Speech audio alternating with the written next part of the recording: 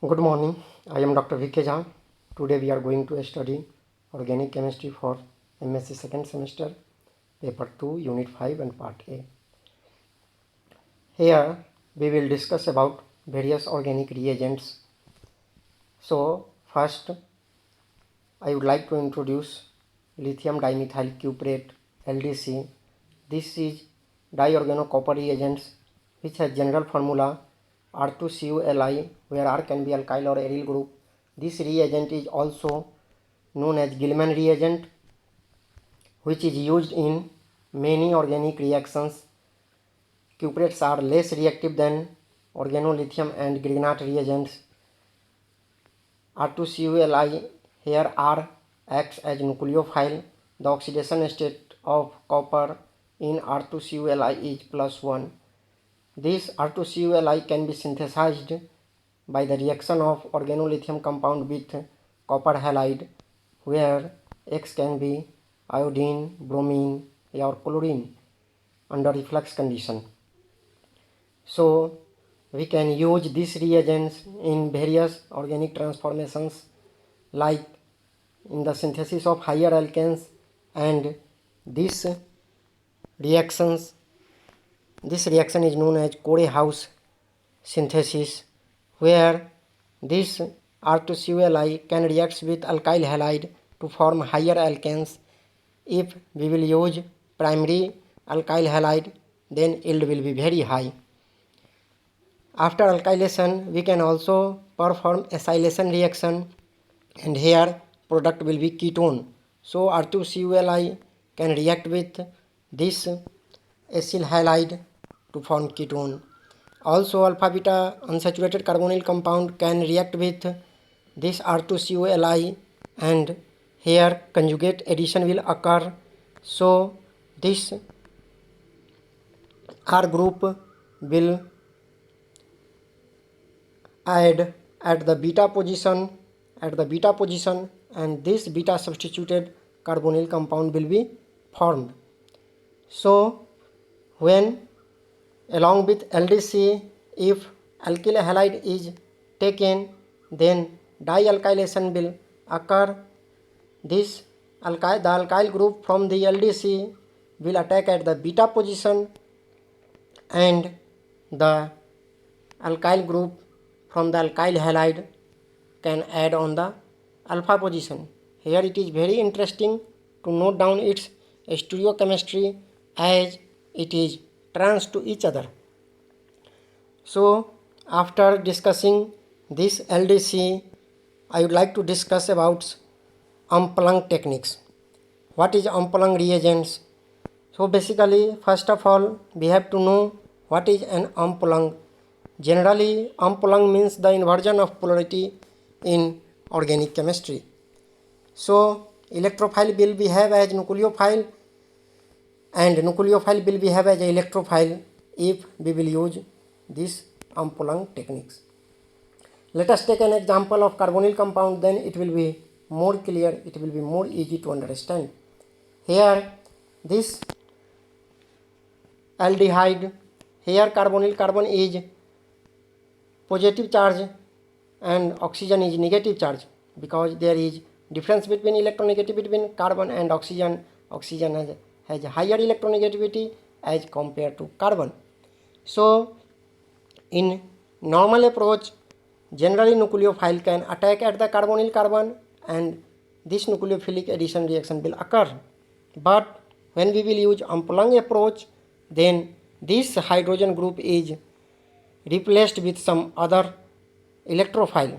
So this is very uncommon, unusual reaction. So what is the role of 1,3-dithiene in Umplung technique? So when 1,3-dithiol react with formaldehyde under acidic condition, 1,3-dithiene will be formed. Basically this is thioacetal derivative, and this thioacetal derivative can react with butyl lithium, which is very strong base, and deprotonation can occur, and this carbon ion will be generated. So this is a nucleophile which can combine with some other electrophiles, and this substituted product will be formed, and After this alkylation, we can remove this sulfur with the use of mercury precursor. So this aldehyde will be formed. So we can simply say that this aldehyde, that is formaldehyde, where hydrogen can be replaced with some other alkyl group. So this is an Amplanck reactions, very unusual, very difficult reactions. But using this technique, it is very simple to proceed. So we can take some other examples, like this aldehyde can react with some other electrophile like epoxide to form this hydroxy beta hydroxy ketone. Also alpha hydroxy ketone can be formed when we will use some other aldehyde. Again we can remove this sulfur moiety with the use of mercury precursor. Also we can introduce carboxylate group at this aldehyde, and when this 1,3-dithione derivative will react with CO2, then this one will formed. So this is the reaction. So we can simply say that all reactions are very unusual, but via Amplanck route it can be done easily. So now I would like to discuss about trimethyl silyl iodide. It is very important reagent which has great importance in various organic transformations. Generally this can be synthesized using this cellular derivative with iodine, and it can be noted as TMSI. So we can say that it is an organosilicon compound. We can apply this reagent in various organic transformation reactions like cleavage of ether, cleavage of alcohol. So here this ether, cyclic ether, can be cleaved with the use of this TMSI, and here this bond will break and one carbon is substituted with iodine and other oxygen is substituted with this silyl group. Also here we can synthesize this methyl iodide and this silyl derivative. So acetal can also be cleaved with the use of TMSI and aldehyde or ketone can be formed. So this is the mechanism of this acetal cleavage reaction. So as I said, alcohol can also react with trimethyl silyl iodide, and here this bond will be break and here carbon is substituted with this iodine and this silyl alcohol is formed, which can dimerize to form silyl ether. Also oxygen can react with this trimethyl silyl iodide, and here this oxygen is 3-membered ring which is very highly strained. So here this bond will be break from this, and as we know this reaction is SN2 reaction. So iodide will prefer attack on the primary position, so this product will be formed. Also carboxylic acid derivatives can react with trimethyl silyl iodide, and overall that acyl halide will be formed. So this is the mechanism of this reaction. Also halide exchange reaction can also occur with this trimethyl silyl iodide. So this benzoyl chloride can be converted into benzoyl iodide. So now we are going to discuss Baker's yeast. This is an enzyme which is mostly used as organocatalysis. This is very interesting reagent, very useful reagent, as it can be used in various or asymmetric reduction of carbonyl groups. So it is used in asymmetric synthesis. Basically it is a fermented product and used in the synthesis of bread dough, which is produced under aerobic fermentation of yeast. It consists of enzyme which can reduce a carbonyl compound into hydroxyl group with very high yield, and optically active product will be obtained. It is the living microorganism and excellent biocatalyst. There are many advantages of this reagent as it can be handled easily, it can be grow easily and very cheap and economic. It is non-toxic, so environmental friendly. It has very high selectivity, so enantiomer excess product will be formed. It can catalyze various organic transformation in aqueous as well as organic medium both. It can catalyze organic reactions even at low temperature or room temperature. So there are many uses of this reagent, particularly in the reduction of this carbonyl compound. So this ketone can be used to optically active alcohol with the use of Baker yeast. If there is more than one functionalities, then selectively this ketone will reduce to alcohol as S-alcohol will be formed, which is enantiomeric excess, that is optically active product. So this can be used in asymmetric synthesis. Now I would like to discuss phase transfer catalyst PTC. See, it is also very important because if that substrate and reagents has different phase, then it is very difficult to proceed that type of reactions. So using this technique, that heterogeneous reaction can be performed easily. That's why it is also known as heterogeneous catalysis. So basically we can say that it is the catalyst which can be used when reactant and reagent are in different phase. So its role is to facilitate the migration of a reactant from one phase into other phase to reaction to proceed.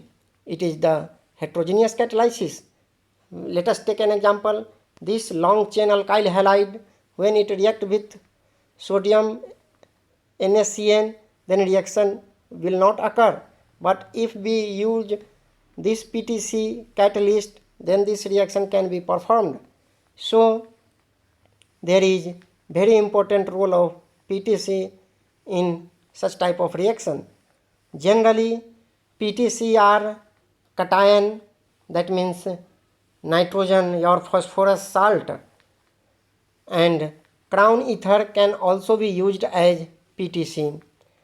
Here mechanism was proposed by Starks in 1971. So generally what happens, there is a catalyst, this is the catalyst which is PTC, and this is alkyl halide. So basically this catalyst can go into aqueous phase. This is organic phase, this is aqueous phase. Okay, as I said earlier, this alkyl halide is soluble in organic solvents, so it will not go into aqueous phase. But this catalyst, as I discussed earlier, that PTC contain sodium or phosphorus salt, due to this high polarity, this catalyst can undergo to the aqueous phase where anion exchange reaction can take place, and after anion exchange, since this catalyst PTC catalyst has very higher alkyl chain which can go into organic phase, so now both are soluble in organic phase.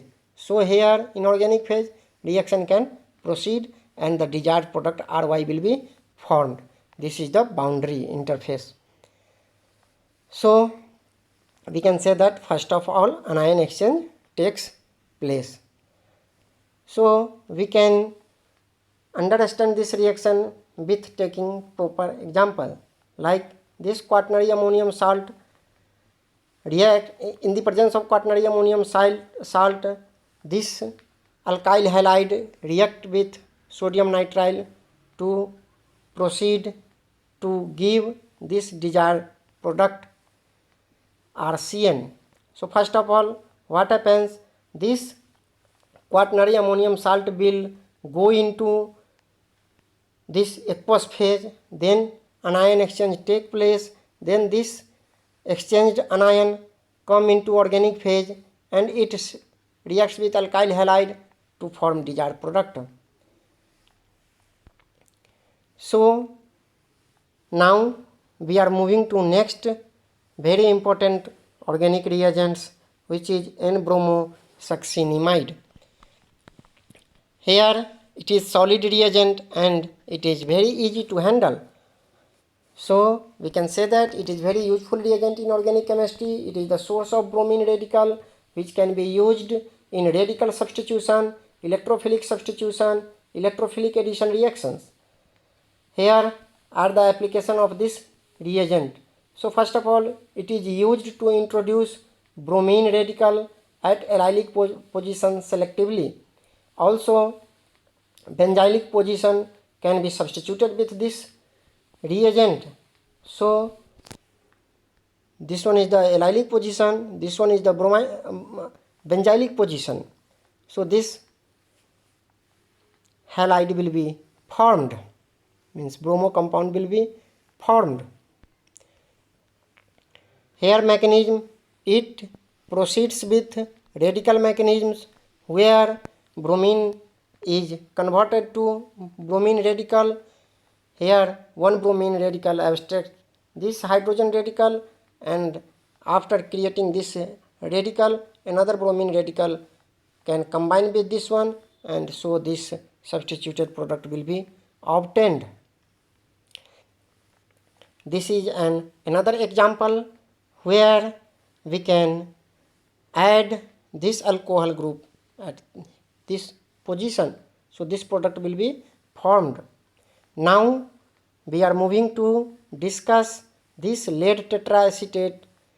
This is very important organic reagents which is colorless solid and can be used to cleave carbon-carbon bond in vicinal diol, that is 1,2-diol. So here this 1,2-diol can react with this lead tetraacetate, and here carbonyl compound will be formed. So this is the mechanism for this reaction where this cyclic product will be formed. So now this will be cleaved and two carbonyl compounds are synthesized. So there are various applications of this reagent, as in the oxidation of alcohol. This alcohol can react with LTA under weak base to give this aldehyde. Also cyclization of saturated alcohol. This alcohol can be converted into cyclic ether. This is THF. Also decarboxylation reaction can take place using this reagent. So these two carboxylic group can be go out, and here alkene will be formed. Also this is very useful reagent to introduce acetoxy group. So when this ketone react with lead tetraacetate, then this acetoxy group will be introduced at the alpha position. Here this is unsymmetrical ketone, so less substituted acetoxy group will be formed. Also at benzylic position, this acetoxy group can be introduced. Also this LTA can be used to dehydrogenation, as this amine can be converted into nitrile. So these are the reactions of some selected organic reagents. Thank you very much.